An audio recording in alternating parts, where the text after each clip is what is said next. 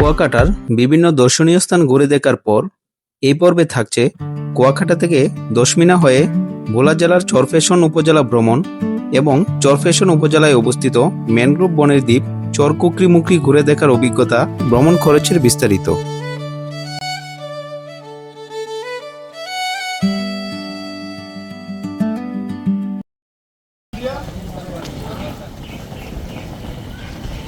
কুয়াকাটা ভ্রমণ শেষে আমরা বাসে করে কুয়াকাটা থেকে দশমিনার উদ্দেশ্যে রওনা দিই। এখানে বলে রাখা ভালো, কুয়াকাটা থেকে দশমিনা যাওয়ার সরাসরি কোনো বাস সার্ভিস নেই। তবে কুয়াকাটা থেকে যে কোনো লোকাল বাসে পটুয়াখালী গিয়ে সেখান থেকে দশমিনাগামী বিভিন্ন বাস পাওয়া যায়। দুই ধাপের এই বাস জার্নিতে জনপ্রতি ভাড়া খরচ হতে পারে 250 থেকে 300 টাকা। যাত্রার মাঝখানে আমাদের কিছুটা সময় বিলম্ব করতে হয় গলাচিপা ফেরিঘাটে এসে। এই ফেরিঘাটটি কুয়াকাটা ও কলাপাড়া অঞ্চলের সাথে দশমিনা উপজেলার সরাসরি সড়ক যোগাযোগ স্থাপন করেছে।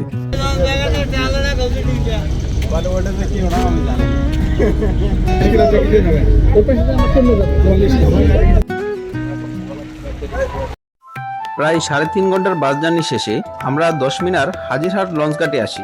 এখান থেকে আমরা ট্রলারে করে চরফ্যাশনের উদ্দেশ্যে রওনা দেব। দশমিনা থেকে চরফ্যাশন যেতে এইসব লোকাল ট্রলার ভাড়া জনপ্রতি 100 থেকে 120 টাকা হয়ে থাকে।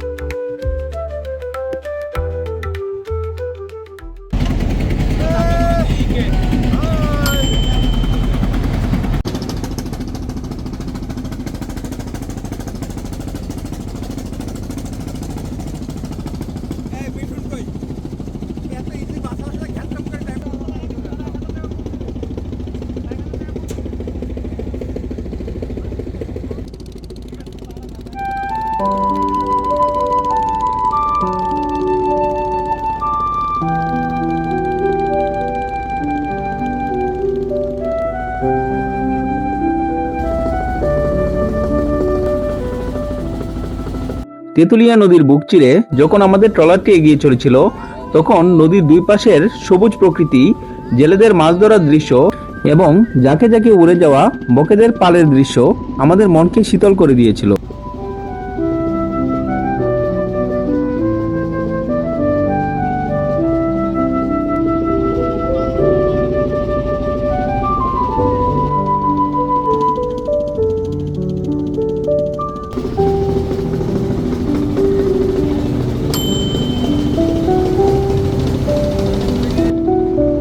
প্রায় 1.5 ঘন্টার ট্রলার জার্নি শেষে আমরা পৌঁছে যাই চরফ্যাশনের বেতুয়া লঞ্চঘাট।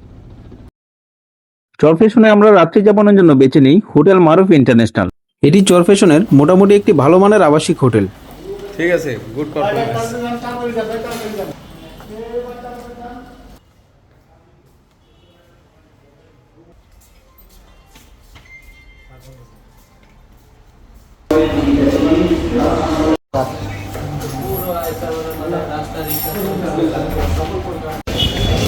টাওয়ারের লাইটগুলো নিভে ফেলছে, টাওয়ারের লাইট আপনার অনেক সুন্দর।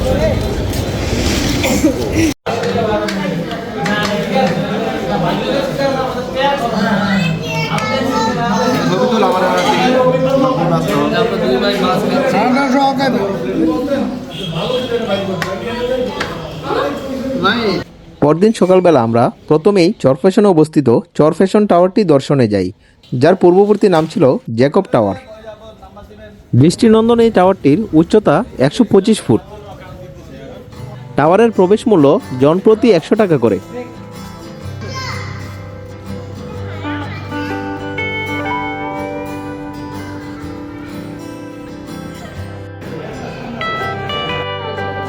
টাওয়ারের উপর থেকে চরফ্যাশনের সবুজ প্রকৃতি খুব ভালোভাবে উপভোগ করা যায়। আমরা এখন রয়েছি চরকচ্ছবিয়া ঘাটে। চরফ্যাশন থেকে এখানে আসতে সময় লাগে প্রায় 15 ঘন্টা। এখান থেকে স্পিডবোট অথবা ট্রলারে চড়ে চর কুকরিমুকরি ঘুরে আসা যায়। এখান থেকে লোকাল ট্রলারে চড়ে চর কুকরিমুকরি যেতে জনপ্রতি ভাড়া লাগে 50 থেকে 60 টাকা। তবে আমরা আমাদের সুবিধার্থে 6000 টাকা দিয়ে সারাদিনের জন্য মোটামুটি বানার একটা ট্রলার রিজার্ভ করি। আমাদের উদ্দেশ্য ছিল চর কুকরিমুকরি পুরো দ্বীপটার চারপাশটা সম্পূর্ণভাবে ঘুরে দেখা।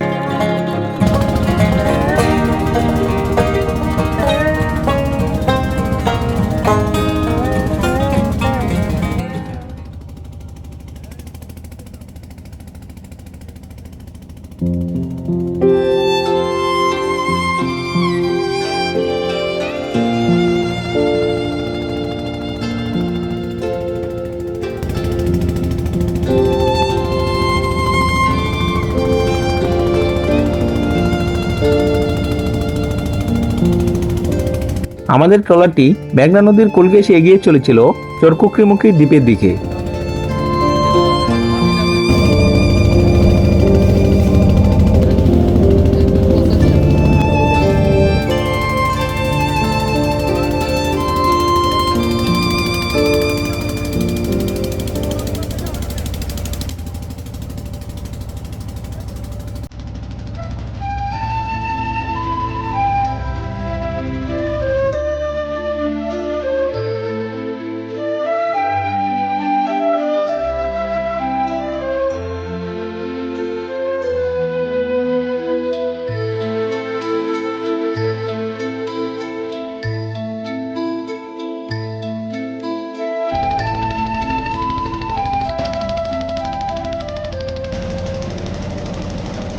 প্রায় 1.5 ঘন্টা পর আমরা চলে আসি চরকুকরিমুখী ওয়াচ টাওয়ারের কাছে। চরকুকরিতে লোকজন থাকে না?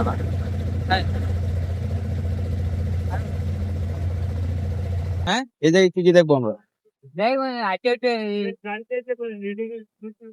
ভিতরে ভিতরে কি আছে দেখা? ভিতরে তো হরিণ বান্দর সব আছে, কিন্তু বাইকে দেখলে দেখবেন না দেখবেন না। হরিণ দেখা যায়? হ্যাঁ দেখা যায়, অনেক মানুষ দেয়, অনেক মানুষ দেয় না। আমার না, এটা সামনে পড়লে দেখা যায়। হ্যাঁ।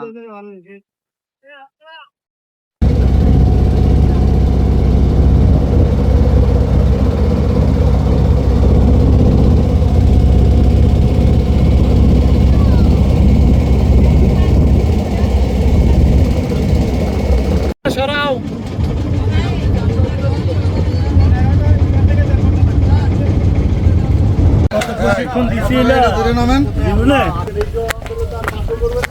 এটা হচ্ছে চরকুকরিমুখী ওয়াচ টাওয়ার না, আমরা এটার উপর উঠবো। আসলাম ভাইয়ের অভিব্যক্তি কি? খুব ভালো লাগতেছে, বিশেষ করে রফিক ভাই থাকলে তো এই যে কোনো ট্যুরটা আরো আনন্দদায়ক হয়। নারকেল চরকুকরিমুখী কিন্তু নারকেল জিঞ্জিরা কি নারকেল বাগান, এটা নারকেল বাগান। আচ্ছা, নারকেল বাগান চরকুকরিমুখী। এখানে কি বন বিভাগের লোকজন থাকে নাকি? নন বিহান ওই যে আমগোর যেরকম একজন দাপটশালী লোক আছে না, এখন এই দাপটশালী লোক ফোন দিয়ে দিলে ওই যে এখন ওই যে আরেক জায়গায় ফোন দিছে না, ওই জায়গায় আমরা ওই রিসোর্টে উঠবো। ঠিক আছে, এই গাছপালাগুলো তো গভর্নমেন্ট লাগাইছে, তাই তো? পরবর্তীতে বন হয়ে গেছে না? 1912 সালের দিকে মেঘনা ও তেঁতুলিয়া নদীর মোহনায় এই দ্বীপটি জেগে উঠতে শুরু করে। কথিত আছে এখানে শুরুতে প্রচুর পরিমাণে কুকুর ও ইঁদুরের আধিক্য ছিল।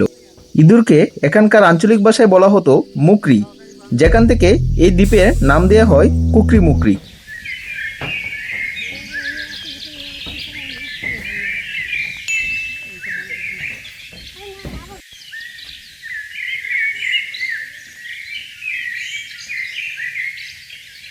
আমরা যখন চরকুকরিতে গিয়েছিলাম তখন দর্শনার্থীদের বনের ভেতরে হাঁটার জন্য এই ওয়াকিং ট্রেলটির নির্মাণ কাজ চলছিল। আশা করা যায় এতদিনে এটির নির্মাণ কাজ সম্পূর্ণ হয়েছে। ভালো সমস্ত বেশি থেকে সব বরাবরই ভালো লাগে। রাতের বেলা মনে করেন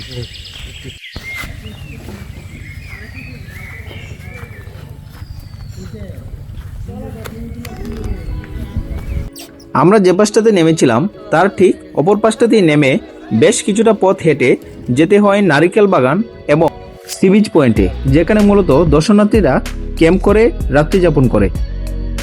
যেহেতু আমাদের মূল উদ্দেশ্য ছিল পুরো দ্বীপটাকে চারপাশ থেকে সম্পূর্ণভাবে ঘুরে দেখা, তাই আমরা বিলম্ব না করে পুনরায় আমাদের যাত্রা শুরু করি।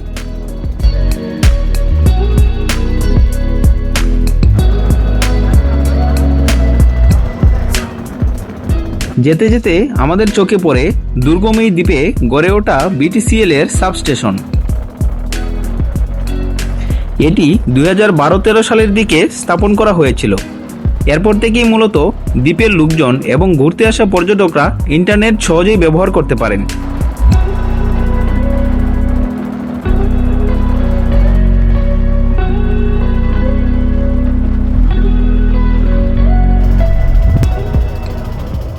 এখানে এসে আমাদের উপলব্ধি হলো চরের অধিকাংশ মানুষই মাছ ধরা এবং কৃষিকাজের উপর নির্ভরশীল।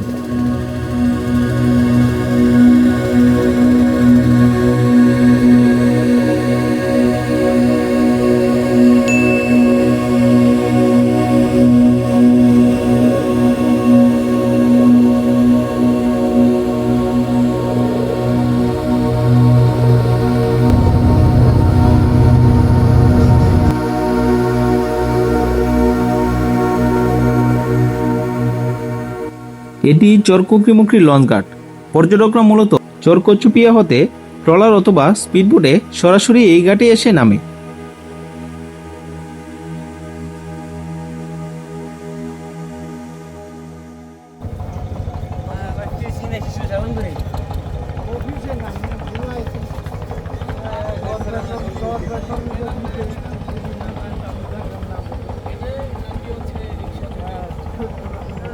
ট্রলার দিয়ে ল্যান্ড করছি এখানে। আমরা কিভাবে যাবো এখন? কিভাবে আপনি হেঁটে হেঁটে যাবেন? হেঁটে? এইখান থেকে অটো নিয়ে আমরা নারিকেল বাগান সি বিচ পয়েন্ট ঘুরে আসব।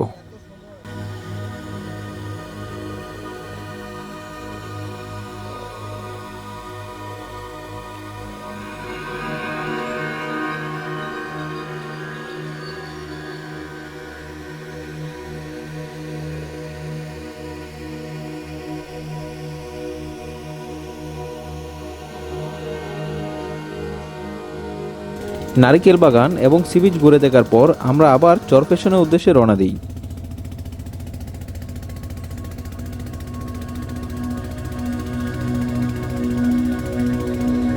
ফেরার পথে আমরা প্রবেশ করি চরকুকরিমুকরি ম্যানগ্রোভ বনের ভেতর দিয়ে। সুন্দরবনের মতো এখানে রয়েছে প্রচুর পরিমাণে গেওয়া, কেওড়া এবং সুন্দরী গাছ। এক মুহূর্তের জন্য মনে হয়েছিল আমরা যেন সুন্দরবন ভ্রমণ করছি।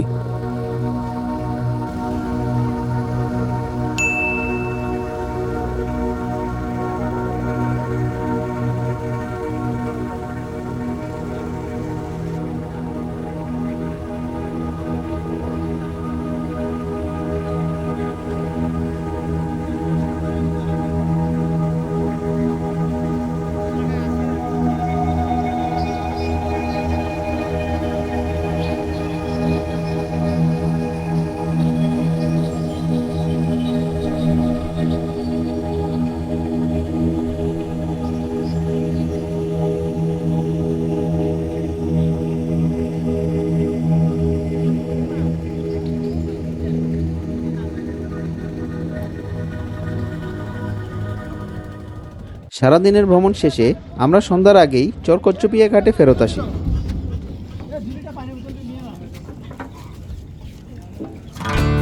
আগামী পর্বে আমরা চরফেশন থেকে কিভাবে নিজুম দ্বীপ ভ্রমণ করেছি সেই অভিজ্ঞতা আপনাদের সামনে তুলে ধরব। ততক্ষণ পর্যন্ত আমাদের সাথেই থাকুন এবং ভিডিওটি ভালো লাগলে চ্যানেলটি অবশ্যই সাবস্ক্রাইব করবেন। ধন্যবাদ।